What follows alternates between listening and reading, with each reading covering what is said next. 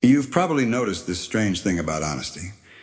The honest man often looks like the most burdened creature walking the earth.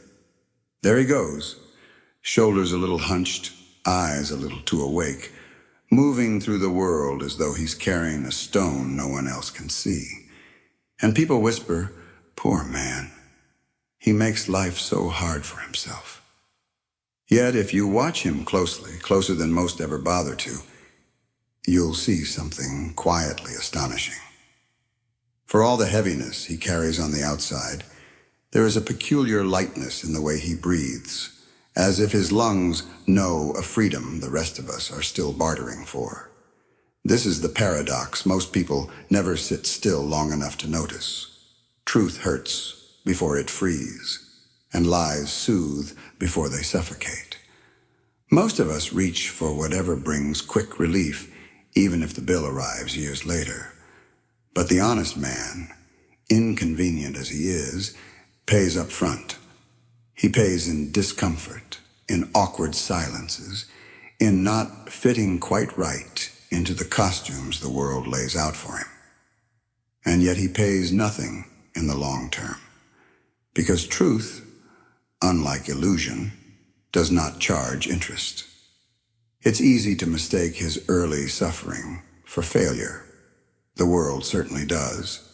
It sees the missed opportunities, the unpolished responses, the refusal to perform, and concludes that he must be doing life incorrectly. But the world measures success by smooth surfaces, not by whether the inside and outside of a person actually match. Watch him again. Notice how he doesn't flinch when alone with himself. Notice how he doesn't need to rehearse his own life. He walks through moments the way some people walk through forests, alert, awake, oddly unafraid. Honesty does that. It strips away all the places a person can hide even from themselves, and places them gently but firmly in reality. And reality, uncomfortable as it can be, has one great mercy. It requires no pretending. So the question is not, why does the honest man suffer? The real question is, what burden are you actually carrying? The weight of truth or the weight of illusion? Because only one of them grows heavier with time. Most people don't wake up in the morning thinking, "I'm going to deceive the world today." No, deception tends to slip in much more politely. It starts with a small adjustment here, a softened truth there, a harmless little smile that says, "Everything's fine," even when something inside you knows it isn't. And before long, the mask becomes so familiar that taking it off feels like a kind of social crime. We live in a world that rewards the mask more than the face beneath it. Performance is treated as professionalism. Pretense is mistaken for confidence. And the tragedy is that many people learn to play the part better than they know how to live their own lives. Approval culture trains us early. Don't be too real. Don't be too honest. Don't disrupt the image everyone else is trying so hard to maintain. And so a great many people walk around looking successful in the daylight while quietly collapsing in the dark. What's strange, though, is how exhausting the whole performance becomes. Pretending is surprisingly heavy work. Every lie has to be reinforced. Every mask has to be held in place. The world applauds the illusion, but the body feels the weight. There's a kind of quiet anxiety that grows in those who pretend too long. A fear not just of being found out, but of forgetting who they were before the pretending began. And this is why, if something in this is already stirring a memory inside you, some quiet recognition of the masks you've worn, you're welcome to like this video. Not as a badge of approval, but as a small signal to yourself, "I'm listening. Something here touches the truth." That small gesture helps this message find others who hide behind similar masks. Of course, pretending feels safe at first. It offers a quick way to blend in, to avoid conflict, to stay unnoticed. But safety, bought at the price of authenticity, slowly drains the soul. It turns a person into a well-decorated echo, present but not really alive. So the question lingers, softly but persistently. If pretending feels so safe, why does it make us so tired? And more importantly, what happens to the one person who refuses the costume entirely? The answer to that takes us somewhere deeper, into the quiet rebellion of honesty itself. Chicago has a way of teaching honesty, though not always gently. In late winter, when the sky hangs low and metallic over the city, and the sidewalks shine with a thin, treacherous glaze of ice, people move a little slower, think a little deeper. Daniel never noticed this before. He was usually too busy rushing to work, rushing to please, rushing to keep his life held together by the thinnest threads of approval. At 34, he had perfected the art of being agreeable. A man so reliable you could set your watch by him, yet so worn down by that reliability that even his shadow seemed tired.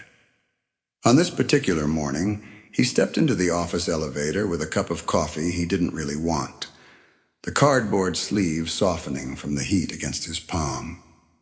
The doors closed with a soft sigh. He lifted his eyes and caught his reflection in the brushed metal panel. People rarely expect to recognize themselves in these moments. Most glance quickly and look away. But Daniel paused. The face staring back had all the pieces arranged correctly. Eyes, mouth, expression, but they didn't add up to a person he knew. The smile was the first thing that betrayed him. Too careful, too trained. A smile worn like a uniform, not an emotion. His shoulders curved inward, as if apologizing for taking up space. And for the first time in years, a thought rose inside him, not as a whisper, but as a cold, undeniable truth. I don't know who I am when no one needs anything from me. He carried that realization through the day like a stone in his pocket. When his boss called out in that casual, thoughtless way, "Daniel, we need you to stay late again," a familiar reflex rose in him. Say yes, keep the peace, don't disrupt anything. But the words refused to form. He drew in a breath that felt strangely unfamiliar, like air entering a room that had been sealed for too long, and softly, almost politely, he said, "I can't tonight." The room went still. A few heads turned, not out of malice, but confusion, as if a long-trusted machine had produced an unexpected sound. For a moment he felt exposed, like someone stepping onto a frozen lake, uncertain where the cracks might be. But walking home in the biting wind, something inside him loosened. Fear, yes, but also a lightness. The kind that comes from telling one small truth after years of small lies. A knot began to unspool, and the quiet question rose in him. If one small truth can return a piece of myself, what could a life of truth restore? Dishonesty rarely enters a life with fireworks or dramatic declarations. It's far more subtle than that, more patient, more cunning. It slips in as convenience, a soft edit of the truth here, a harmless omission there. At first, these small distortions feel lighter than honesty, easier, more comfortable, like taking a shortcut through a dimly lit alley because the long road feels tiring. But what people rarely notice is how the alley bends and how it slowly leads them someplace they never meant to go. The real cost of dishonesty is not paid at the moment of the lie. It's paid in the quiet spaces afterward. The moments when you're alone with yourself and your own mind becomes a crowded room.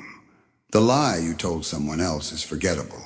The lie you tell yourself lingers, echoing against the walls of your identity until you're not sure which voice is yours anymore. That's when the fragmentation begins, a subtle cracking under the surface, like ice breaking beneath snow where no one can see it.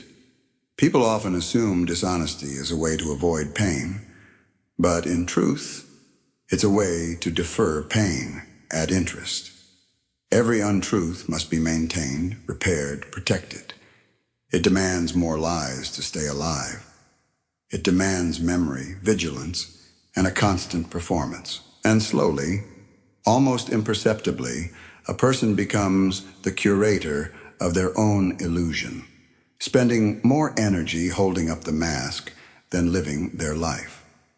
Dishonesty creates a strange form of loneliness, not the loneliness of lacking others, but the loneliness of lacking yourself.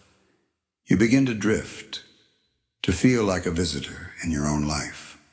The world may applaud the performance, you may even receive rewards for it, but none of them feel like they belong to you. Nothing truly lands, nothing truly nourishes. Because nourishment requires reality, and illusion offers only calories of air. Over time, lies grow heavy. They accumulate like stones slipped quietly into your pockets. You don't feel the first few, but eventually the weight becomes impossible to ignore. You wonder why walking feels harder, why breathing feels shallower. Why do your nights feel crowded with thoughts you can't quite silence? This is the part most people never admit. Lies don't simply distort reality. They distort the self. And if the burden of honesty is heavy in the beginning, the burden of dishonesty becomes unbearable in the end. There is a strange discomfort that passes through a room when someone tells the truth too clearly. Not a dramatic discomfort, nothing loud or theatrical. It's more like a shift in temperature, a faint tightening in the air, as though the walls themselves are leaning in, unsure whether they approve. Most people don't realize this, but societies, large or small, ancient or modern, survive on a delicate web of mutually agreed upon illusions. These illusions are not always harmful. Some of them help people get through their days. Others help them sleep at night. But illusions, no matter how cherished, tremble when an honest person walks in. Honest people unsettle the world because they refuse to participate in its rehearsed choreography. Everyone else is dancing in unspoken sync, stepping where they should, smiling when required, pretending not to see the cracks in the floor. Then the honest one wanders in, offbeat, slightly out of step, but entirely awake. And suddenly, the dance looks ridiculous. And no one likes to be reminded that their movements are learned about rather than lived. That is why society punishes the honest. Not always with violence or cruelty, often just with a steady withdrawal of acceptance, a polite distance, a quiet exclusion. You don't get invited to everything. You're labeled difficult and too blunt, doesn't play the game. But the truth is never that you're difficult. The truth is that your presence interrupts the performance. You become a mirror held up at an angle everyone was hoping to avoid. Mirrors are unsettling things. People claim to love truth, but they prefer it framed attractively, softened with filters, delivered with reassuring smiles. Truth, spoken plainly, exposes the gap between who they pretend to be and who they know themselves to be. And that gap, thin as it may seem, is terrifying. It is the space where illusions crack, and where people are forced to confront their own unexamined lives. The honest man never intends to create this discomfort. He simply stands where he stands, speaks as he speaks, and refuses the simpler path of practiced dishonesty. But to a world invested in pretending, His presence is a small form of rebellion, a quiet revolution. And revolutions, even the gentle ones, are rarely welcomed. So the question lingers with a soft, persistent echo. If honesty disrupts the illusion, what kind of freedom lies beyond the disruption? It's an odd thing, watching someone carry a burden that appears heavy from the outside but somehow leaves their spirit unburdened. At first glance, the honest man looks weighed down by rejection, by misunderstanding, by the world's impatience with anything that refuses to conform. But if you look closer, past the surface discomfort, you'll notice something the world often overlooks. The weight he carries does not multiply. It simply exists. Steady, unmoving, honest, much like the man himself. Most burdens grow heavier because they shift inside us. Lies, pretense, avoidance. These are restless weights. They slither. They rearrange themselves. They demand upkeep. The body tenses around them. The mind exhausts itself trying to hold them in place. But truth? Truth just sits there, solid, uncomplicated. It doesn't require maintenance. It doesn't demand to be remembered. It doesn't crumble under time. In that way, truth is both a stone and a sanctuary. This is the quiet paradox at the heart of honesty. The more aligned a person becomes with what is real, the less energy they waste fighting what is not. And energy, once freed from maintaining illusions, returns to its natural work, breathing, growing, creating, feeling. That's why honest people often move through the world with a strange sort of peace, even when circumstances seem harsh. Their inner world is not divided. There is no civil war between their words and their being.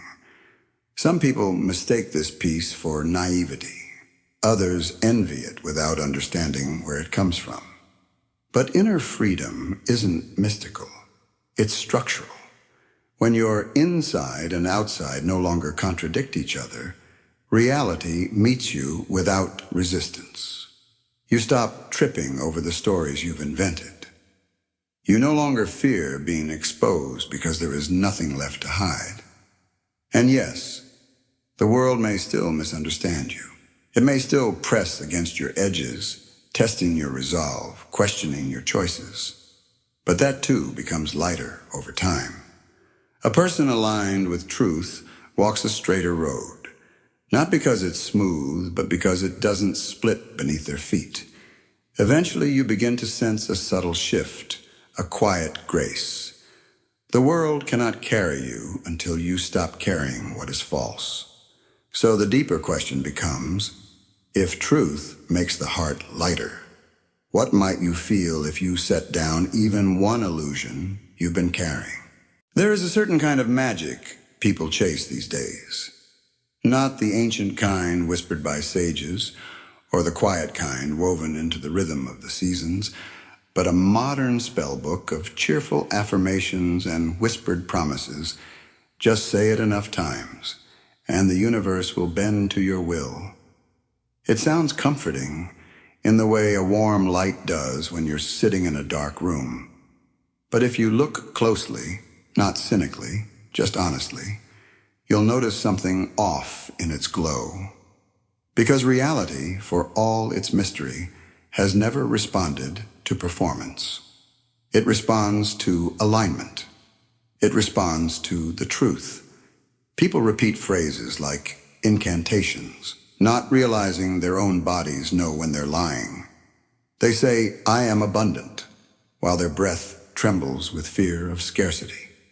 They chant, "I am loved," while their chest remains tight with unspoken loneliness. And beneath all the glittering language, life listens, not to their words, but to their being. It always has. Life has no interest in being tricked. It bends only where truth is present, the way a river curves around stone. To understand manifestation, you have to understand nourishment. Lies act like sugar, quick pleasure, fast crash. Truth is slower, more patient, like the way a tree grows, not dramatic, not showy, but relentless in its honesty. Real manifestation isn't about pulling things toward you. It's about clearing the debris inside you, so that what already resonates with you can find its way through. Most people are so busy trying to attract things that they forget to ask whether they're even aligned with the life they're begging for. And if you felt something shift while hearing this, some subtle recognition that maybe you've been trying too hard to push reality instead of letting it flow, you're welcome to subscribe. Not as a ritual, not as a charm, but simply because this space isn't about tricks. It's about truth, spoken quietly and without glitter. So the question becomes not, how do I manifest what I want? But what in me blocks what is already trying to reach me? When you stop demanding the world to behave a certain way and start aligning your inner life with reality, something curious happens. Doors open. Not because you forced them, but because there was finally nothing inside you holding them shut. The deeper truth is this: manifestation is not magic. It's the natural consequence of living without war between your inner world and the real one. And that leads us to someone who learned this the hard way. A woman whose life changed not when she tried harder, but when she stopped pretending altogether. Los Angeles is a city built on sunlight and illusion, glittering buildings reflecting hopes as fragile as glass. Marisol knew this better than most. At 41, she had mastered the art of appearing composed. In her line of work, real estate, high stakes, high polish, appearance was the entire game. Her smile was impeccable, her tone always warm, her presentation flawless. Yet beneath that polished surface lived a quiet dread, a constant fluttering in her chest that made her nights feel longer than her days. She was exhausted from performing success rather than living it. One afternoon, she sat in a conference room where the air conditioning hummed too loudly, and the fluorescent lights made every shadow feel sharp-edged. A negotiation meeting was about to begin. Her team expected the usual showmanship. The clients expected reassurance. Everyone expected a version of Marisol that didn't exist anywhere except in their imaginations, and in the persona she had carefully maintained for years. She opened her binder, ready to deliver the practiced pitch, but her hand paused, completely still. For the first time, she listened to the silence inside her, the one she had drowned out with confidence she didn't feel. Something inside her, something small but steady, refused to keep pretending. She closed the binder, slowly, deliberately, and when she spoke, her voice surprised even her. "I'm not going to oversell this. Here's the truth about this property." The room froze. Her team exchanged frantic glances. The clients leaned forward as if pulled by gravity. But Marisol felt something she hadn't felt in years: oxygen reaching the bottom of her lungs. In the weeks that followed, something even stranger happened. Clients began calling her, not for her charm, but for her clarity, for her honesty, for the sense that she spoke from a place untouched by performance. Within 6 months, she became one of the most trusted agents in her region. Not the flashiest, not the most aggressive, just the most real. When someone finally asked her what changed, she didn't hesitate. "When I stopped lying to myself, the world stopped lying to me." And that is the quiet proof. Reality bends toward authenticity with the same certainty that shadows bend toward the evening light. Which leaves one final, lingering question. If truth reshaped her world so completely, what might it do to yours? There comes a season in every honest person's life when truth begins to feel less like liberation and more like punishment. The world grows quiet around them. Opportunities slip through their fingers like water. People they once relied on retreat into the comfortable shadows of half-truths. And in those moments, it's easy to wonder whether honesty is a kind of cosmic mistake, a noble but impractical virtue reserved for saints, fools, or those with nothing left to lose. But life has always had its own rhythm, its own strange pacing. Truth does not rush. It does not sprint to your rescue the moment you choose it. It is not a vending machine. Put in honesty, get out rewards. Truth is more like the tide, slow, patient, certain. It moves in ways you cannot see until the shoreline has already changed beneath your feet. When someone first chooses honesty, they stand exposed, vulnerable, like a seed planted in cold earth. Nothing grows at first. In fact, everything feels harder. You lose comfort. You lose the illusion. You lose the sense that you can predict how people will respond to you. This is the part most people forget to mention. Honesty demands an initiation, and every initiation begins with loss. Not to punish you, but to clear the ground. Life tests the honest not because it is cruel, but because truth cannot grow where illusion still roots itself deep. So the tests come in small ways, then large ones. People misunderstand your intentions. Circumstances close in. Temptations arise to soften your words, to bend your principles just a little. And every time you resist, every time you choose alignment over convenience, something inside you strengthens in ways no one else can see. Over time, the honest realize this quiet secret. The tests were not obstacles. They were calibration. A way for life to ensure that your truth is not fragile, not decorative, not dependent on applause. A truth that cannot withstand discomfort is not truth at all. It is preference in disguise. But a truth that survives the storm becomes a compass. It becomes the axis upon which your entire life begins to turn. And while the world may still misunderstand you, you begin to move through it with a steadiness that cannot be borrowed or faked. So the lingering question is not, why is this so hard, but rather, what is life preparing you for that requires this degree of clarity? If honesty tests a person, it tests relationships even more. Two people can live side by side for years, sharing meals, sharing routines, even sharing a bed, yet never share the truth. Not the real truth. Not the kind that requires the courage to say, I am afraid, or I feel unseen, or I've been carrying something I don't know how to put down. Most relationships do not collapse because of a single lie.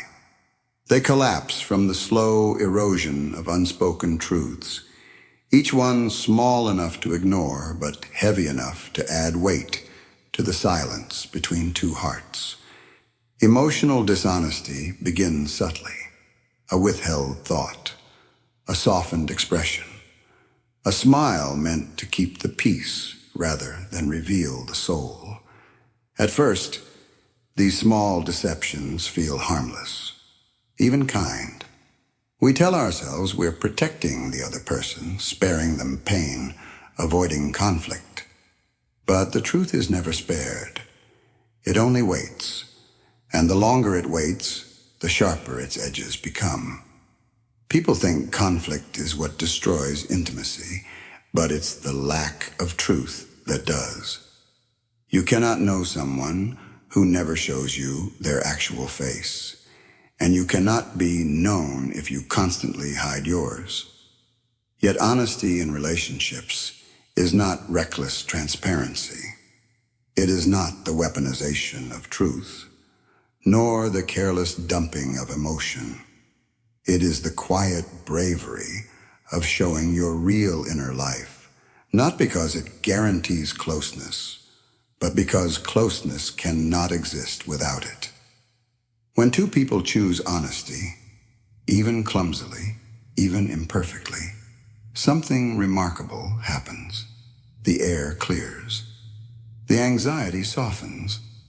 The relationship stops feeling like a performance and begins to feel like a place where both souls can breathe.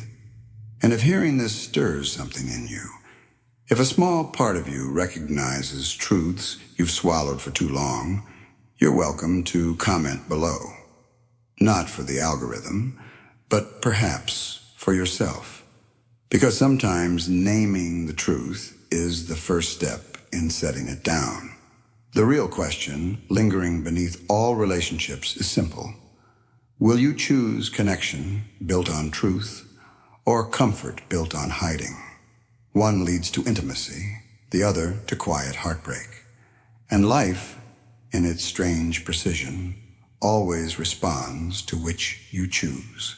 There is a peculiar rhythm to human history. A rhythm as old as empires and as familiar as personal mistakes. Nations rise on ambition, flourish on structure, and fall almost inevitably on illusion.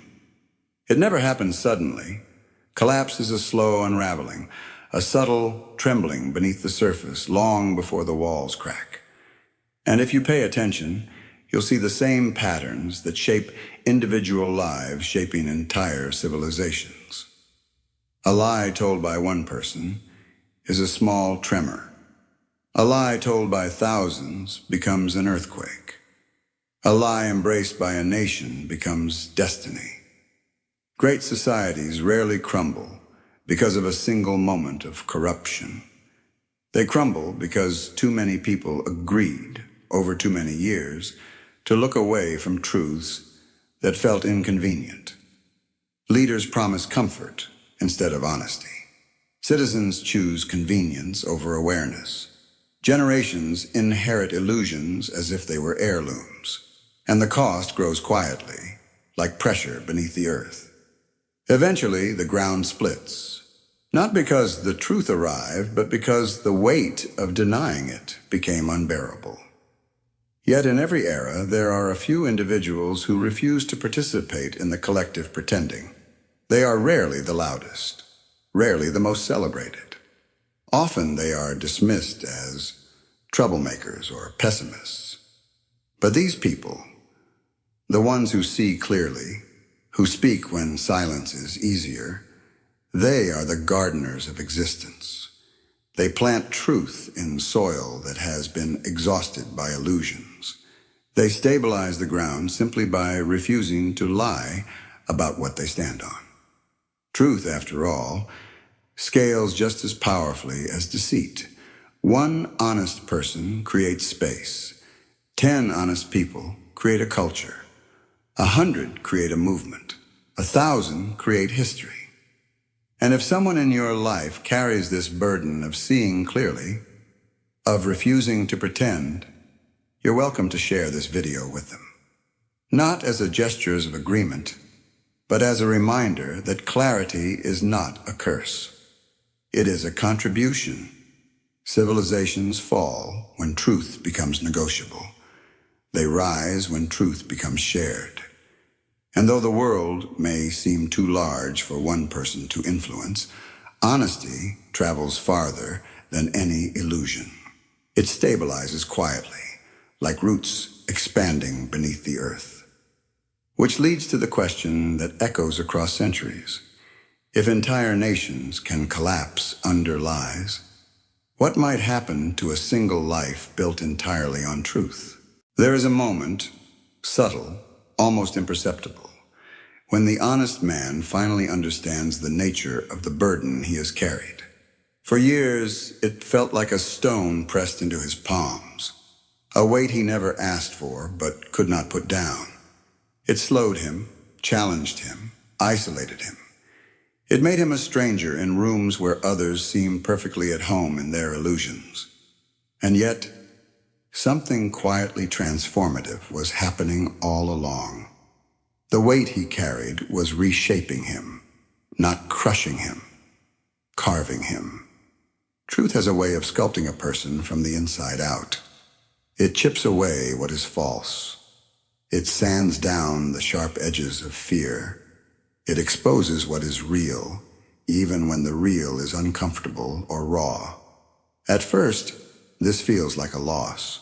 But over time, as the dust settles, something new emerges. A being aligned with itself. A being no longer split between what it shows and what it hides. A being that stands in its own life the way a tree stands in its soil, rooted, steady, unshakable. And then it becomes clear. The burden was never punishment. It was an initiation. The stone he carried becomes the foundation he stands on. The weight becomes the muscle. The struggle becomes clarity.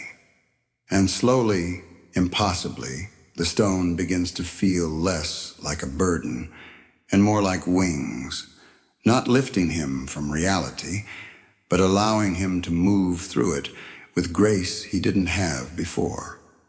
If this message touched something in you, something you've been carrying alone, something you've been trying to name, you're welcome to watch this video again, perhaps on a day when the world feels heavy. Sometimes the second hearing reaches deeper into the places where the truth has been waiting. Because in the end, the final question is not grand or philosophical. It is simple, quiet, and deeply personal. Are you carrying truth, or are you carrying lies? One will anchor you, the other will consume you, and only you can decide which weight becomes your wings. So when the burden feels great, pause and feel beneath it. You may discover it is not a burden at all, but the beginning of your freedom.